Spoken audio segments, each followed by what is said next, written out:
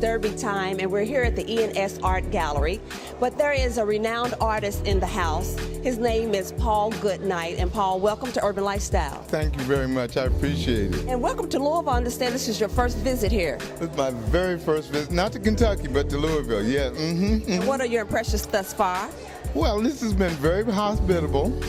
It's been very good. The food's been lovely. The folks have been fine. The weather is a little bit iffy today, but yesterday was wonderful. I can't complain. I know you're here. I love E&S Art Gallery. They feature a lot of renowned artists. Basically, I know of some of your work.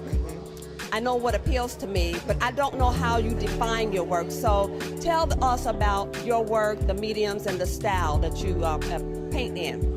I'm not kind of regulated to any one style. There's certain mediums that I really like to work from, such as pastel,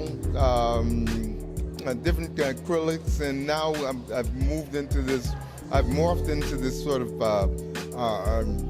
pencil charcoal realm called, what is it called? Something of the soul, Windows of the Soul. And that's it just keeps evolving, and so I'm not relegated to any one particular medium, but I like to do all mediums all the time and really try to challenge myself.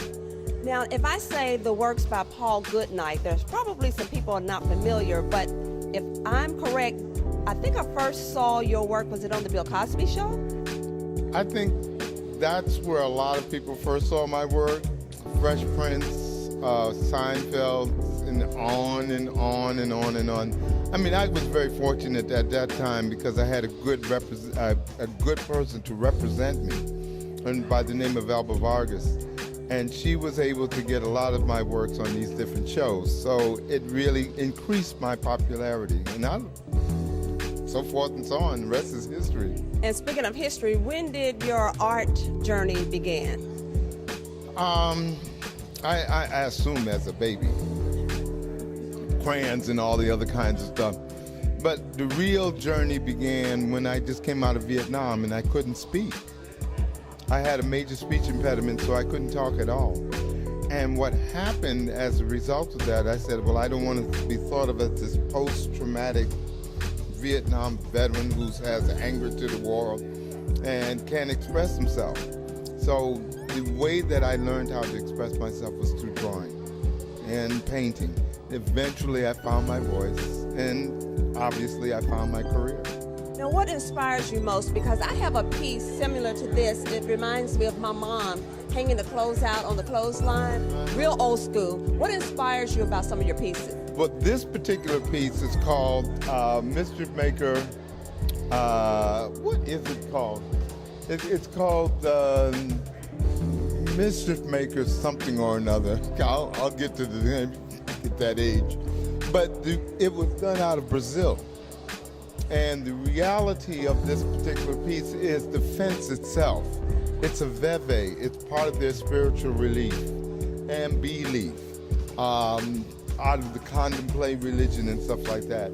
But what you're looking at is called partly padded mischief maker. That's what it's called.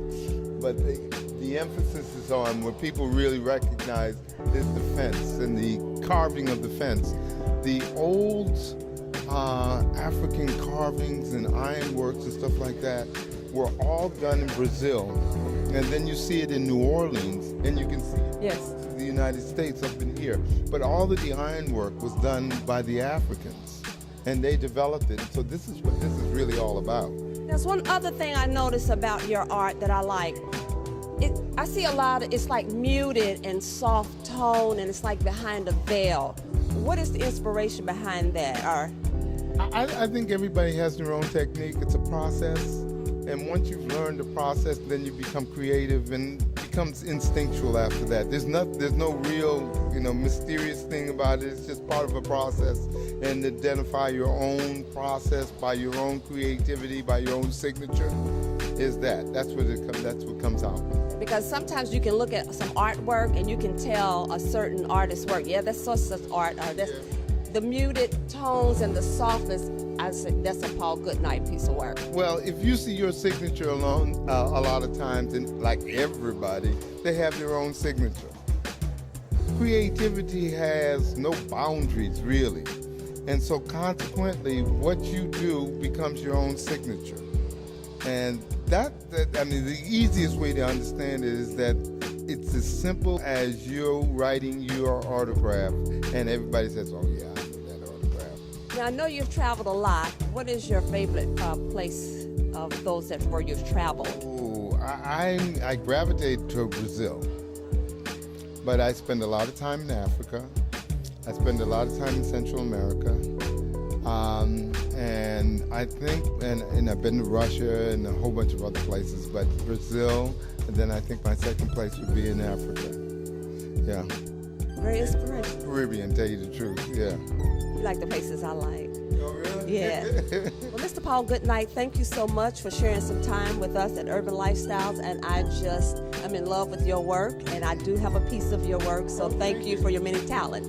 Well, thank you very much. We understand that this is Say Brother. I'm from Boston. We used to have this place, a thing called Say Brother, and this reminds me so much of Say Brother. It was informing the people in the community about what's going on, and God bless you.